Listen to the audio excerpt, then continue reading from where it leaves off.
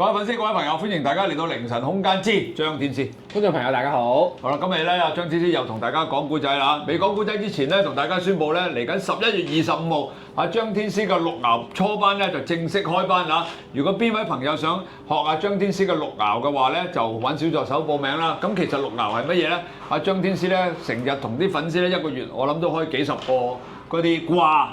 開卦，即係啲朋友問問題嘅時候咧，我哋就會提議佢開卦。其實嗰啲卦咧，大部分都係由阿張天師去開㗎。咁咧，佢會喺個卦象裏邊咧講你會發生緊乜嘢啊？其實你遇到咩問題啊？甚至乎遇到陰邪啊，真定假啊？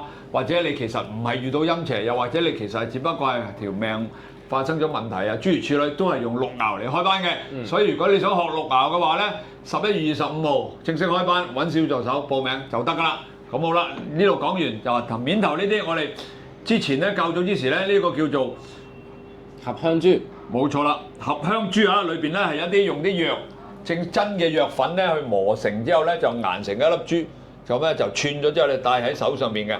咁呢個咧亦都要咧因應翻你其實本身你有咩長期嘅病患啦，譬如啊糖尿病啊、高血壓啊、痛症啊諸如此類咧，你就話翻俾小助手聽。小助手就話翻俾阿張天師聽，佢就咧因應翻你個病咧，去為呢條手串咧去開咗光。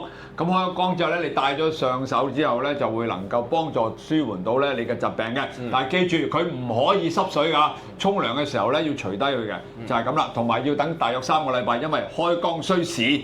好，呢度講完。咁今集講咩？今日講咩咧？就今日真係講古仔啦。咁啊，今日想同大家講一個咧，同我哋華人特別有緣嘅佛菩薩。就係地藏王菩薩啦。地藏王菩薩聽得多啦。係咁啊，聽得多啦，因為以前咧，大家都知佛教係由印度傳入噶嘛。係啊，咁其實佛教原初嘅經典咧，就好少記載呢個地藏王菩薩嘅。點解咧？咁真係冇㗎嗰時，因為有話揾到啲經書係講過，但係好似冇乜邊本經論咧係專門去話地藏菩薩嘅起源啊，或者佢行過啲乜嘢嘅功德事蹟咁樣嘅。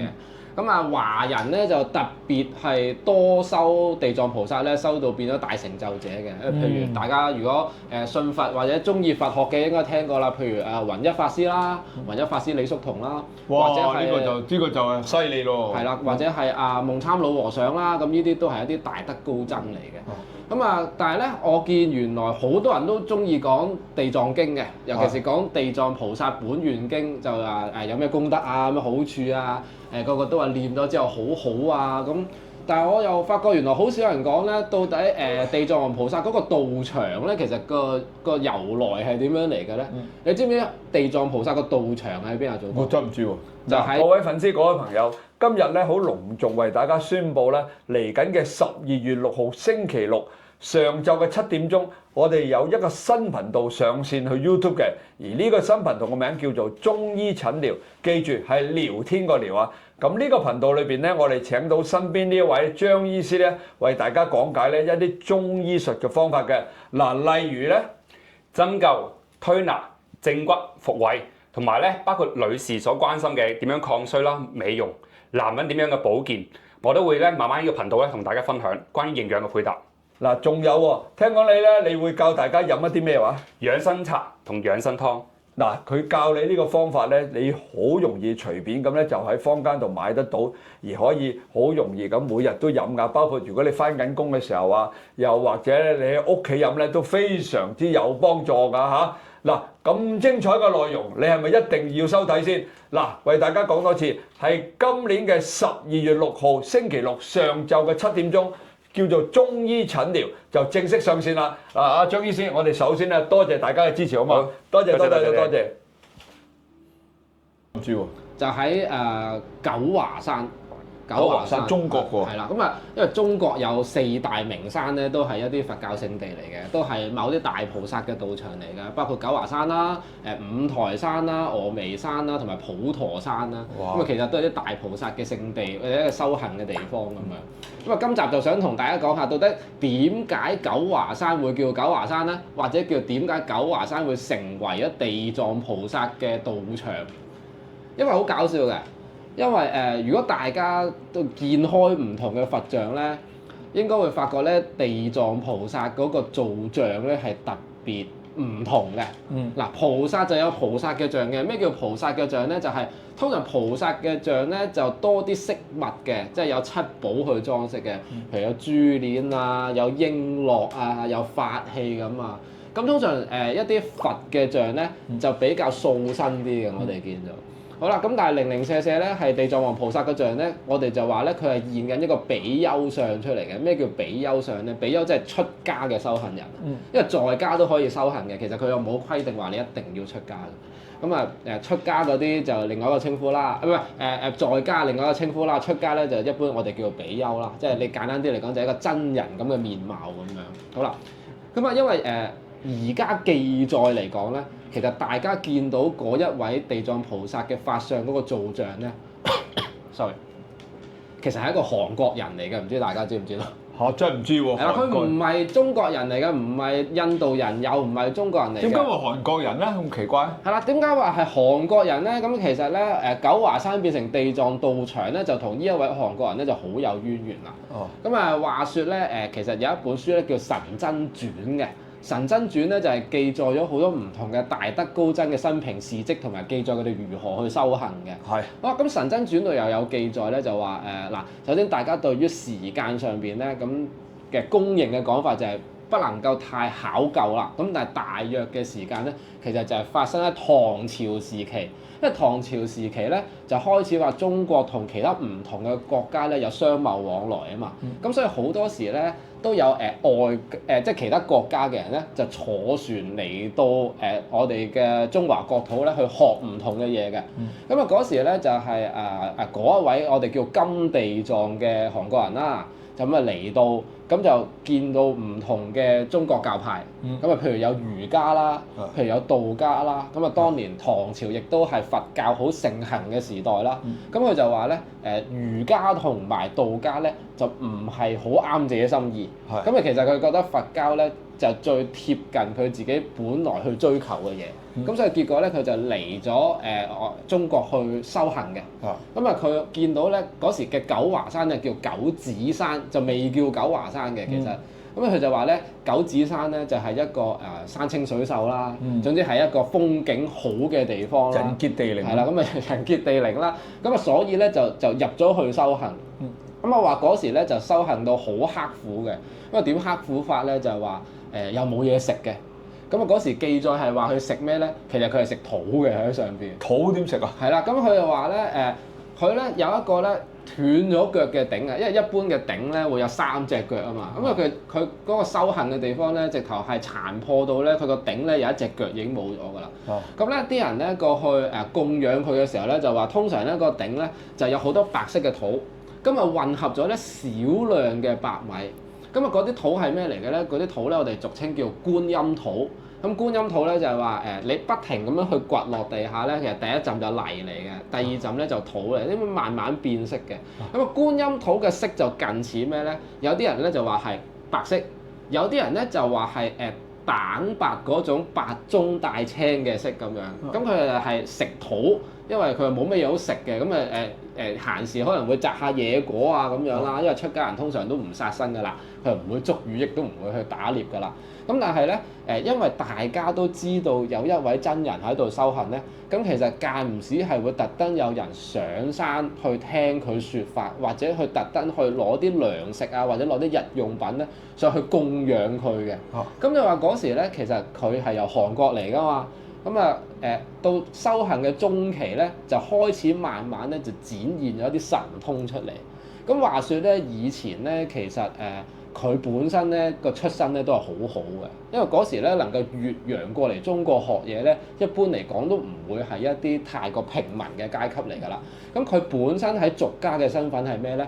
佢其實係韓國一個王子嚟㗎。哦，係啦。咁但係咧，佢個王朝咧，咁可能就真係唔係好夠運啦，因為到佢修行嘅中期咧，就係話佢嘅父王就俾政敵暗殺咗，咁所以咧其實佢嘅親生阿媽咧就帶住2個隨從咧就逃難過嚟咧，就想揾翻個仔嘅。咁啊其實就唔係話投靠佢，但係要話俾佢聽啊，你父王喺我哋嘅祖國度駕崩啦咁樣。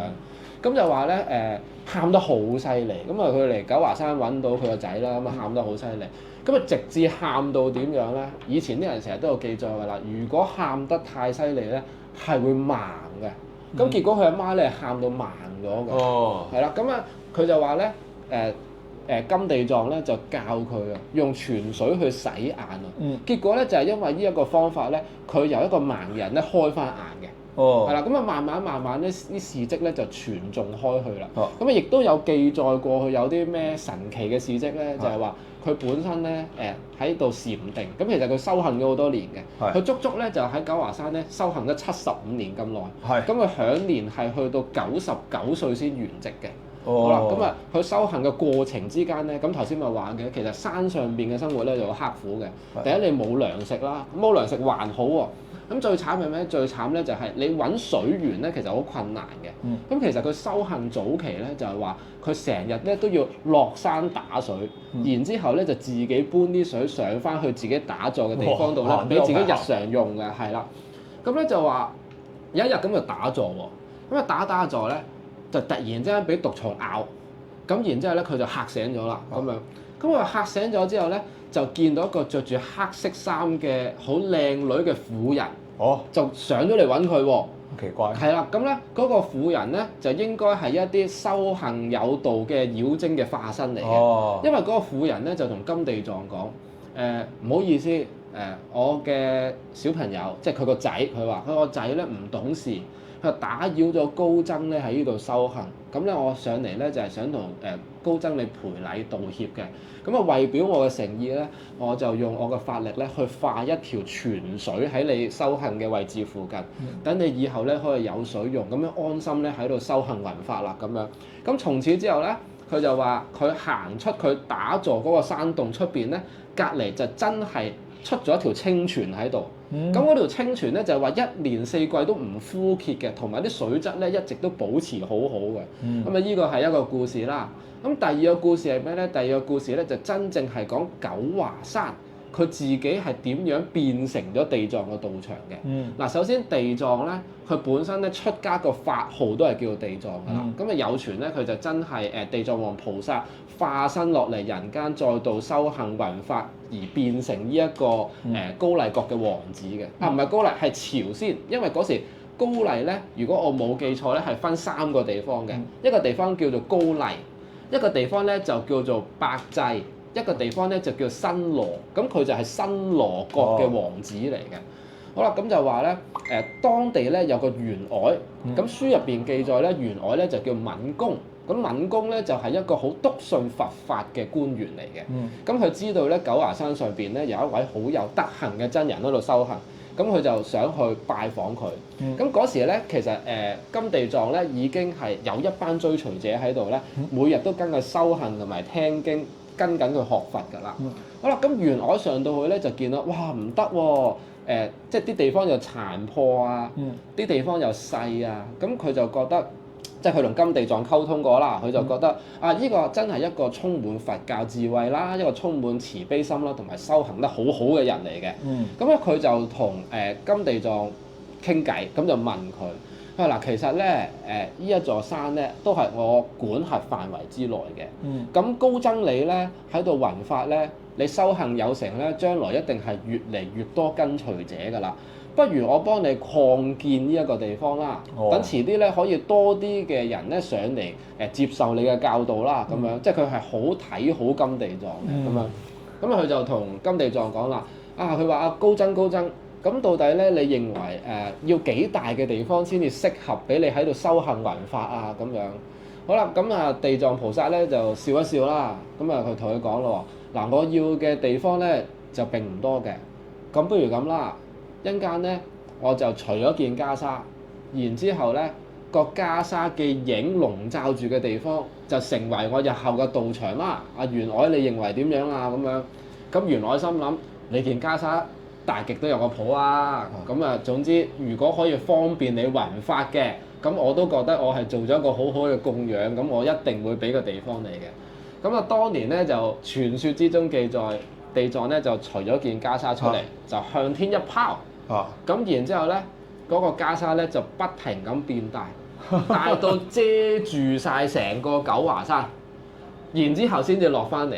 咁然之後敏公即係嗰位員外見到咧，就即係極度之讚歎啦！啊，原來高僧你嘅神通已經係咁厲害啦！犀利！所以咁既然頭先應承咗你，只要你袈裟籠罩到嘅地方都會成為你日後嘅道場，咁我就遵守承諾，我將成個九指山俾咗你做道場，以後呢度就係屬於你嘅修行地方啦。即係聖地啦，變咗啦，修行嘅聖地。係啦，所以其實今時今日咧，啲人當咗九華山係地藏嘅道場咧，其實個原理就咁樣嚟嘅。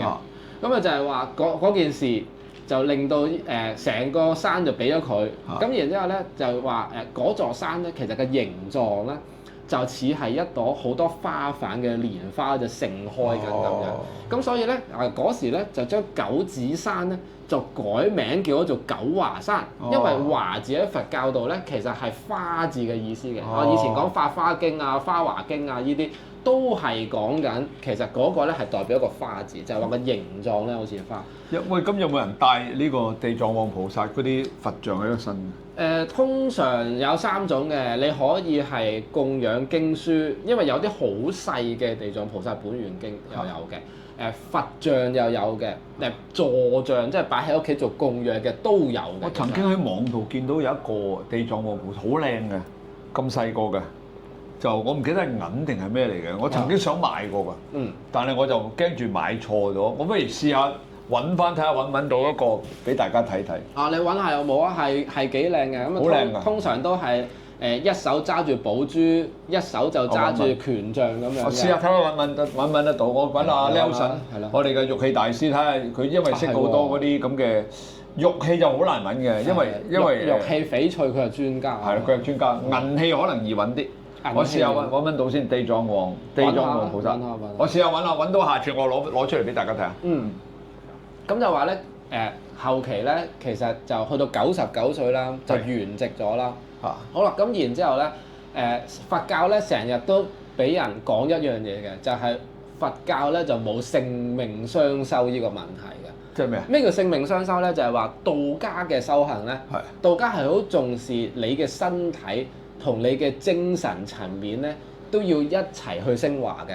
所以道家嘅修行人咧，本身去到晚年，就算係過咗100歲咧，佢哋嘅身體健康狀態咧都係好好嘅，唔會病嘅，唔會神志不清嘅，眼神唔會混濁嘅，係啦。咁但係佢哋就成日認為佛家咧就太過注重思想同精神層面嘅修行，佢哋對於身體嘅管理咧唔係好着重。咁啊，基於佛教嘅概念啦，就係話其實我哋呢個肉身係一個六道之中嘅產物嚟嘅啫，我哋最終嘅目標咧就要脫離六道嘅，所以的確咧就冇乜人話特別去注重嘅。咁但係當然一啲出家人其實佢嘅生活作息都係好健康嘅，只不過佢唔會特別去練一啲功法去令到強化自己嘅身體啫，因為呢啲反而係佢哋覺得應該係捨棄嘅嘢嚟嘅。咁但係就話地藏菩薩呢一尊金身咧，佢話99歲圓寂，咁3年之後咧，佢嘅弟子咧再去睇佢嘅金身咧，就話佢同啱啱圓寂嘅時候咧，其實係一模一樣，係完全冇變過嘅。咁所以咧，九華山咧就相傳到今時今日咧，都係有金地藏自己嘅金身喺嗰度坐鎮。哦，好犀利喎！咁有冇？如果我哋有冇人即係嗱觀音大士啊呢啲，我哋好多嘢啊，關二哥嗰啲時候好多人供奉，有冇人供奉呢個地藏王菩薩咧？但係我去旅行嘅時候咧，去大陸啲旅行咧，嗰啲大廟咧都會有喎。有好大㗎。因為中國係好推崇地藏啊，因為中國好多高僧係修地藏法修到成就㗎嘛。哦，所以就同埋好多做生意嘅人其實都好信地藏菩薩嘅。其實佢嗰個法力係。多數會喺邊度啊？我唔知係咪用法力嚟形容。應該就唔係法力嚟嘅，咁但係相傳地藏菩薩有幾個陀羅尼啦，即係我哋叫儀軌或者咒語啦。咁啊有一套咧就係專門有呢個財寶增長嘅功能。哦，因為佛教對於理財咧，其實佢哋有3個唔同嘅取態嘅。第一種咧就係俾錢你，即係我哋都有財神法嘅。俾錢你嘅意思就係令到你嘅財運好咗啊，譬如容易啲中獎啊，或者如果你係彈性收入嘅話咧，你啲生意會大啲啊。好咪咯。係啦，有一種咧就係專門去守護財物嘅，唔好俾人追債啊，或者人哋唔可以爭你錢啊。唔會無緣無故跌錢啊，有守護財物嘅法術嘅。咁第三種就係財寶增長啦。財寶增長就係好似講緊你嘅錢就好似一粒種子埋咗喺泥土入邊咁，佢慢慢都會成長嘅，即係好似同種金嘅概念一樣咁嘅。咁地藏菩薩咧就有呢個財寶增長嘅法術喺入邊嘅。哇！咁你唔講我哋都唔知道，原來地藏王菩薩咁犀利嘅喎。地藏菩薩基本上咧係被譽為佛教一個我哋叫做好快速可以相應到嘅菩薩嚟嘅。唔怪啲咁多和尚啊，高僧修佢啦。係啊，有好多人都話啊，我敲經念佛10幾年冇乜感覺嘅。咁所以咧，其實好多唔同嘅修行者或者一啲佛教嘅愛好者自己傾出嚟嘅結論咧，就係有幾尊佛菩薩咧係特別同人哋相應，或者相應得特別快，特別迅速嘅。咁地藏菩薩係其中之一。唔怪得知你今集要講地藏王菩薩啦，就係介紹俾大家聽，原來地藏王菩薩係咁靈驗啊，或者係可以咁講咯。係嘛？因為我自己親身經歷就係我係修地藏法，係修第一個神通出現就係關地藏法事。咩神通啊？我嗰時修係修天耳通，即係咩啊？即係你可以聽到好遠距離嘅嘢。嚇！你識呢樣嘢㗎？嗰時收到啊，不過後尾冇再去理佢，就慢慢就冇咗啦。收到嘅時候會有啲咩結論出咗嚟？有咩結果？個結論咪就係你成日聽到一啲靈界講嘢，或者聽到啲好遠嘅人講嘢，而你都聽到咯。唉，咁冇收啦，大佬。真係。不過呢個冇用㗎。喺佛教嘅概念咧，其實有5種外道神通咧，都係冇用㗎。即係咩神足啊、他心啊、天耳啊、天眼啊，全部都係冇用㗎。因為佛教最尾嘅結論咧，就係你要令到自己變成一個唔會再有煩惱心嘅人。咁但係其實你聽得多睇得多咧，你係越嚟越煩惱嘅。所以佛教係好唔提倡你哋咁注重神通嘅，因為佢都幫唔到你解決煩惱。喂，唔係喎，張天師，嗱我冇收呢啲嘢啊，但係我周不時都感應到，甚至乎我係聽到嘅喎。嗱，記唔記得我喺靈神空間第一集裏邊，我住嗰間鬼屋，我真係明一個禮拜起碼2晚聽到佢老講嘢喎，我都冇收嗰啲嘢嘅。呢啲唔關神通事嘅，呢啲係真係俾人哋特登俾你聽啫，呢啲唔係神通嚟。你有冇搞錯咗啊？唉，真係。好啦，咁呢集仲有咩講？有咩補充？冇啦，咁啊想講下道場起源啫，睇下大家中唔中意呢啲咁嘅佛教系列㗎啦。中意嘅留言話俾我聽，同大家講多啲佛教高僧嘅故事。呢個地藏王菩薩咧，我因為去旅行咧，好多大廟都基本上有。有㗎，仲係要起到好大嘅添。但係都係講緊中國先係多嘅。咁梗係啦，中國多啦。出到去你去其他地方就冇乜㗎啦。因為尤其是你去日本咧，見到街邊嗰個好細嘅石像嗰個咧，佢都係叫做地藏嘅。咁但係同我哋概念上嗰個地藏就唔同㗎啦。係啦。好啦，咁啊呢集到呢度啦。嗱，大家記住啊，張天師嗰個綠牛初班咧係11月25號開班啊！邊位想去報名嘅咧，就揾小助手啦。仲有頭先再講嘅5行合香珠啊，係一啲用藥真正嘅藥咧，搓成粉末，再咧去研成呢個手串戴喺手嘅。咁如果大家咧啲身體疾病有咩問題咧，就要話俾小助手聽。而張天師咧就會因應你嘅疾病咧去開咗光之後，你戴喺手咧就對你疾病咧係有幫助，同埋好香㗎，佢有啲好香嘅味道走出嚟。祖哥好中意聞呢陣，好中意聞㗎，好香。好啦，呢集到呢度啦，大家記住我哋係靈神空間之張天師，希望大家咧記住點讚、收藏、轉發、撳個鐘仔啊！多謝大家，呢集到呢度啦，拜拜。拜拜。